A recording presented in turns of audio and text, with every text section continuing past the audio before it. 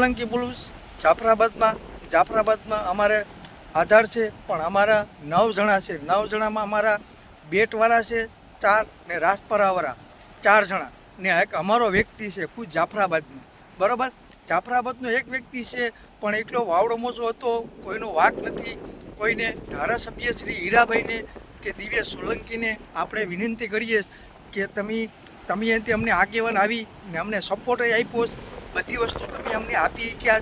બધી વસ્તુ પણ હું એમ કહીશ કે તમે સરકારને એમ કહીશ કે તમે છે ને અમારા 9 જણા મળી જવા જોઈએ.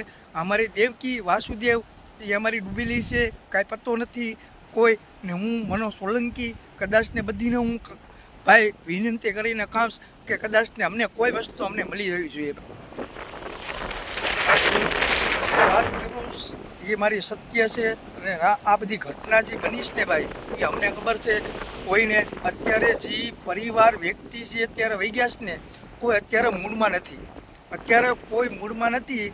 અત્યારે સરકાર દરમિયાન પણ આ તો હું બધીને વિનંતી કરું છું કે ભાઈ તમે થોડીક સેવા કરજો ભાઈ. ને સેવા તમારા તકે આ બધા ગરીબ માણસો છે, પણ તમે એની સેવા કરો તો જય માતાજી.